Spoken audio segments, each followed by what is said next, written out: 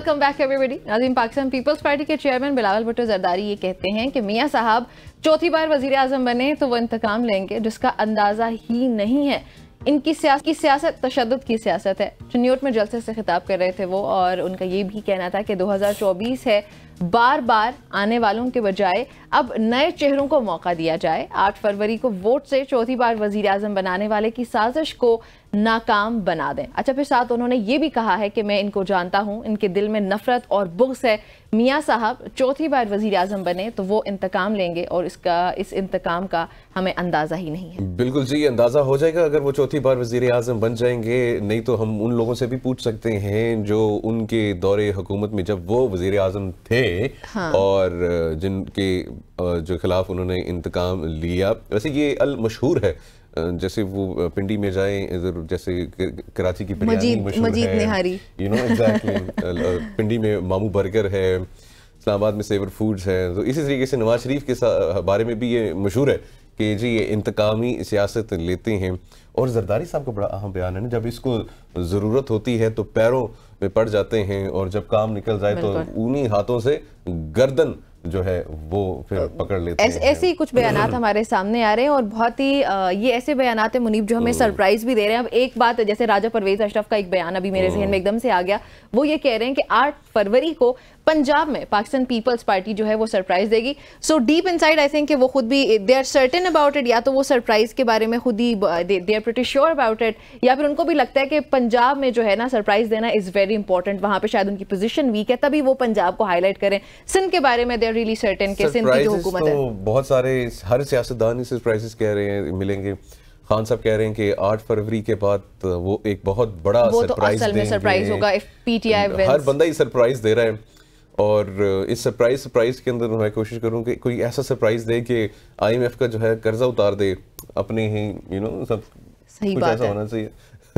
बिल्कुल जी। और अभी बात कर भी लेते हैं इस पर डिटेल पे। मुनीब हमारे साथ इस वक्त मौजूद हैं बैरिस्टर आमिर हसन साहब। बैरिस्टर साहब अस्सलाम वालेकुम एंड गुड मॉर्निंग। जी वालेकुम अस्सलाम। कैसे हैं सर आप? जी हाँ जी। अच्छा बैरिस्टर साहब, ये अभी हम लोग जो है इंतकामी सियासत की बातचीत कर रहे थे, जिसपे बिलावल भुट्टो जरदारी साहब की भी स्टेटमेंट आई है कि एक तो वो ये कहते हैं कि जिसने पहली बार कुछ नहीं किया, दूसरी बार कुछ नहीं किया, तीसरी बार कुछ नहीं किया, चौथी बार भी वो कुछ नहीं करेगा।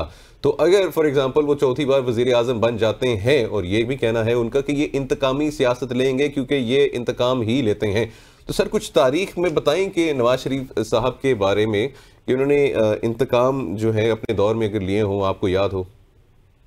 बहुत शुक्रिया जी। देखिए, चेयरमैन बिलावल भुट्टो ने जो बात की है, पीपल्स पार्टी ना तो इल्जाम तराशी करती है, ना इस पर यकीन रखती है। पाकिस्तान के मसाइल की एक बुनियादी वजह ये है कि यहाँ पे जो हुक्मरान आते रहे हैं और बार बार आते रहे हैं तवत्तुर के साथ और गलत रास्ते से आते रहे हैं, आवाम के जरिए नहीं आते रहे। ये 1988 के बाद से एक सिलसिला शुरू हुआ, मोहतरमा का रास्ता रोका गया, 2/3 अक्सरियत ले रहे थे। मियाँ साहब IGI हमीद गुल ब्रांड से वहाँ पे आए, फिर जो इन्होंने इंतशार और नफरत की सियासत की, फिर इंतकाम की सियासत की। पहली दफ़ा 90 में ये वजीर आजम बने तो प्राइम मिनिस्टर हाउस से आसिफ अली जरदारी साहब को अरेस्ट किया गया। जितनी देर इनका दौर रहा वो जेल के अंदर रहे। उसके बाद मियाँ साहब दोबारा जब वजीर आजम बने 97 में, फिर आसिफ अली जरदारी साहब को अरेस्ट किया गया। तमाम सियासी कैदी थे और उनकी वजह से आसिफ अली जरदारी साहब 14 साल जेल में रह के आए।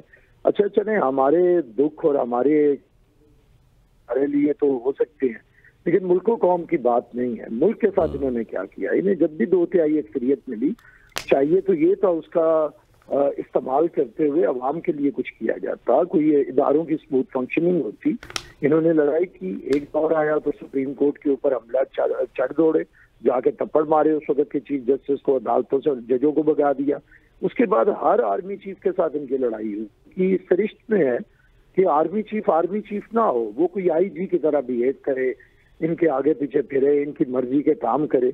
तो मेरे ख्याल से जो शख्स बार बार 2/3 अक्सरियत से आता रहा है और उसने मुल्क को पॉलिटिकल स्टेबिलिटी नहीं दी, तो अब उससे क्या तवक्को लगाएंगे। 3 दफा की चीफ मिनिस्टरशिप में भी लड़ाई, दफा की प्राइम मिनिस्टरशिप में भी लड़ाई, हर दफा लड़ाई लड़ाई लड़ाई। अच्छा बैरिस्टर साहब, लेट्स से कि you are right, you are 100% right, आपकी बात मान ली जाती है, लेकिन क्वेश्चन यहाँ पे ये है सवाल जो बनता है वो ये है कि आप लोगों की अपनी सियासत जो है वो सिर्फ पाकिस्तान मुस्लिम लीग नून पर तनकीद पर क्यों बेस्ड है? आप लोगों की अपनी परफॉर्मेंस पे या अपने मैनिफेस्टो पे क्यों वो बेस्ड नहीं है कि आपने अवाम के लिए क्या किया और अभी क्या करने का इरादा रखते हैं? इस पर बेस्ड क्यों नहीं है? सिर्फ पाकिस्तान मुस्लिम लीग नून का ही नाम क्यों लिया जा रहा है? और फिर साथ ही ये बात भी जरूर इसका जिक्र करूंगी कि ये वही पाकिस्तान मुस्लिम लीग नून है जिसके साथ आपने पीडीएम में 16 महीने हुकूमत किया और एक गवर्नमेंट को जो है वो खत्म भी किया गया था।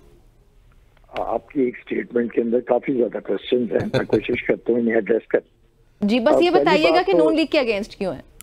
नहीं, नून लीग के अगेंस्ट नहीं है। वाहिद तो बिलावल भुट्टो साहब है, जो सारे लोग तो कहते हैं कि मसाके मईशत करना चाहिए। बिलावल साहब मसाके मईशत करने के लिए अवाम के दरमियान है ना। बिलावल साहब अवाम में आके बात कर रहे हैं। अच्छा, जब आप इलेक्शंस में जाते हैं तो अगर वहां पे डेमोक्रेट्स का और कंजर्वेटिव का भी मुकाबला हो तो एक दूसरे पे पॉलिसीज के ऊपर तनकीद होती है और मसनत होती है। बिलावल साहब अपना मंशूर लेके, अपना लेगेसी लेके, अपना प्रोग्राम लेके अवाम के दरमियान है। अच्छा, हम क्यों बोलते हैं मियाँ साहब के खिलाफ? हम 2017 में क्यों नहीं बोल रहे थे, 18 में क्यों बात नहीं कर रहे? उनकी पार्टी पॉलिटिकल रास्ता इख्तियार किए हुए थी और जो सूरत लाडला बन के एस्टेब्लिशमेंट की गोद में था, हम उसके खिलाफ बात कर रहे थे। आज जो दूसरा फर्द जेल में है और मियाँ साहब दूसरी गोद में बैठे हैं, तो इसका मतलब है हम किसी फर्द के खिलाफ, हम सोच के खिलाफ है। हर वो सोच जो अवाम को ताकत का सरचश्मा नहीं समझती और बैक डोर से इक़्तिदार में आना चाहती है, डील करके इक़्तिदार में आना चाहती है। और फिर ना पूछिएगा कि आप क्यों कह रहे हैं, ये हो चुका है।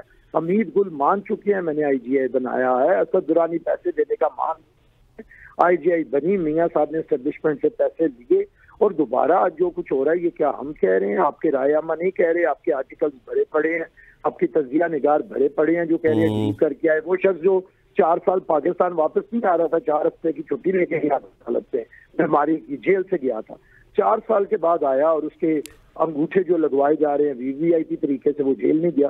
तो हम ये बात कह रहे हैं कि पाकिस्तान के अंदर कानून सबके लिए एक जैसा होना चाहिए, बाकी हमारी मुखालिफत नहीं है। अगर मियाँ साहब देखिए ना, एक बिलावल भुट्टो है, 35 साल का नौजवान है, उसके हाथ में मंशूर पकड़ा है और लोगों के सामने है, उनसे वादा कर रहे हैं ये करेंगे। अब मियाँ साहब किधर हैं? ये जो 3-3 दफा वजीर आला वजीर आजम रहे, कहाँ छुपे बैठे हैं? किस जरबे में बंद हैं, किस पिंजरे में बंद हैं? हम उनसे ये सवाल कर रहे हैं। हम उनके घर जाती उम्रा तक जलसा कर रहा है, उनके घर मॉडल टाउन कर रहा है, हम उनके इंतजार में हैं, लेकिन मियाँ साहब तो नमूदार होते हैं, मानसेरे से होते हैं, छुप जाते हैं। तो ये जो सियासत है, ये अंदाजे सियासत पाकिस्तान को सूट नहीं करता। तो पीपल्स पार्टी तनकीद नहीं कर रही। हाँ, एक तर्ज सियासत पे हम तनकीद करते हैं, उसे तर्ज सियासत से ज्यादा तर्ज मुनाफिकत कहा जाए तो उस पर हम तनकीद करते हैं कि आप कहें कभी कि वोट को इज्जत दो, और जब वोट को इज्जत देने का मामला आए तो आप वोट को इज्जत दो की तरफ चले जाएं। हम कहते हैं वोट को इज्जत दो। हमारा सिर्फ ये मुतालबा है, सियासत करें, अवाम के सामने अपना मंशूर पेश करें। हमने तो ये कहा, आप कह रही हैं तनकीद, चेयरमैन बिलावल भुट्टो ने तो इन्हें कहा है कि आइए मुबाहिसा करें, डिबेट करें। दुनिया भर में डिबेट होती है। कल तक मियाँ साहब आपकी बात करते थे और डिबेट नहीं करते थे मोहतरमा बेनजीर भुट्टो के साथ। आज तो बिलावल साहब उनसे 50 के साथ। अच्छा बैरिस्टर साहब, ये भी फरमाइएगा कि इस वक्त पाकिस्तान पीपल्स पार्टी उनकी पॉलिसीज़ के ऊपर तनकीद कर रही है और आप लोग कहते हैं कि जी हम PDM का जो हिस्सा बने वो बहुत ही मजबूरी में बने क्योंकि जी मुल्क को बचाना था और आप लोगों ने भी अपनी सियासत को जी दाव पे लगाया। फॉर एग्जांपल अब इलेक्शंस हो जाते हैं और फिर अब एक नेशनल, इस वक्त जो एक्सपेक्ट किया जा रहा है कि एक नेशनल गवर्नमेंट बनेगी, इत्तेहाद होंगे, तो क्या पाकिस्तान पीपल्स पार्टी नून लीग के साथ जो है वो इत्तेहाद करेगी या नहीं करेगी? ये आप सवाल जो है का जवाब दीजिएगा। लेकिन इससे पहले मैं चाहता हूं कि आप भी सर, वो एक क्लिप है हमारे पास मरियम औरंगजेब का, वो सुनिए, और नाज़रीन आप भी वो क्लिप सुनिए, फिर उसके ऊपर भी तबसरा करते हैं। क्लिप सुनिए। तहरीक इंसाफ के जो चेयरमैन हैं, उन्होंने दोबारा से पाकिस्तान के अंदर गालम गलोच, बदतमीज़ी, सियासी मुखालफीन के ख़िलाफ़ जुमलेबाजी कसना, ये दोबारा से कल्चर शुरू किया। अफसोस है कि बिलावल भुट्टो साहब, जब मैं उनको देखती हूँ, क्योंकि हम आपस में एक PDM की गवर्नमेंट में, उससे पहले PDM के अंदर एक ताल्लुक़ रहा, वज़ीर ख़ारजा रहे हैं और ताल्लुक़ रहेगा इंशाअल्लाह, लेकिन तहज़ीब में रहकर आप अपनी कारकर्दगी पे बात करें।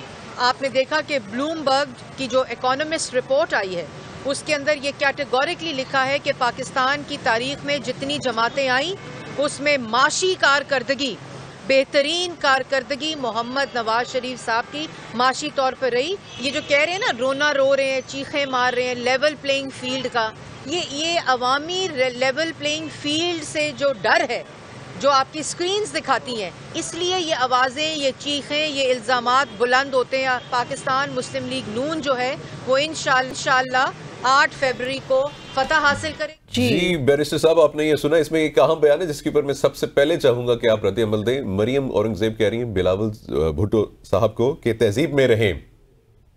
देखिए, ये कह के तहजीब में रहे और बाद में तहजीबी शुरू कर दी कि चीखे मार रहे हैं और फलां वो। पहले तो आप मतलब एक तरफ सबक दें, नसीहत दें किसी को, और दूसरी तरफ आप खुद वो बदतहजीबी पे उतरें। देखिए, इन्हें गुस्सा ये आ रहा है कि बिलावल साहब ने मंशूर क्यों पेश कर दिया और इनके पास पेश करने को कुछ नहीं है। बाद में ये कॉपी पेस्ट करके वही बातें कर रहे हैं। इन्हें गुस्सा ये आ रहा है कि बिलावल साहब कैसे पंजाब के अंदर जलसे कर रहे हैं और भरपूर उन्हें अवाम उन्हें वालेहाना उनका इस्तकबाल कर रही है, उनकी बात सुन रही है। इन्हें गुस्सा ये है कि बिलावल ने ये क्यों कह दिया कि आइए और हमारे साथ डिबेट करें, गुफ्तगू करें, तो इसे इन्होंने बदतहजीबी बना लिया। कोई एक जुमला बदतहजीबी का बता भी दें कि देखिए, बिलावल साहब तो वो हैं या हमारी पाकिस्तान पीपल्स पार्टी की क़यादत कि मियां नवाज शरीफ ने गंदी किरदार कुशी की, घटिया प्रोपेगेंडा की। मोहतरमा बेनजीर भुट्टो हम भूल तो नहीं सकते, आज मियां नवाज शरीफ हाजी सनाउल्लाह बनना चाहते हैं तो माजी की कालक को किधर करेंगे, वो करतूत सारे किधर करेंगे जो मियां साहब ने मोहतरमा बेनजीर भुट्टो के बारे में जुबान इस्तेमाल की हुई है, जो इनका किरदार रहा है दहाइयों तक।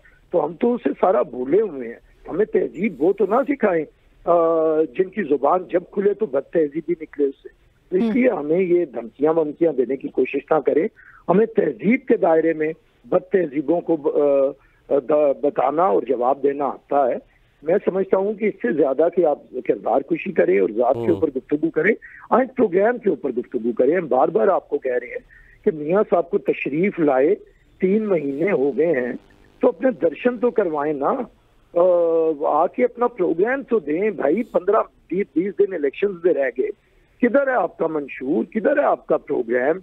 हमने कहा कि हम तनख्वाहें डबल करेंगे, हमने कहा कि हम सोलर एनर्जी देंगे, हमने कहा कि 300 यूनिट तक बिजली मुफ्त होगी, हमने कहा कि तालीम और सेहत की मुफ्त सहूलतें और बेहतरीन सहूलतें देने की तरफ जाएंगे। अब उसी को कॉपी पेस्ट करके आप बातें कर रहे हैं। आप तो मोटरवे की बात करते हैं। कहाँ पे तरक्की याफ्ता मुल्कों में वजीर आजम सड़कें बनाता है?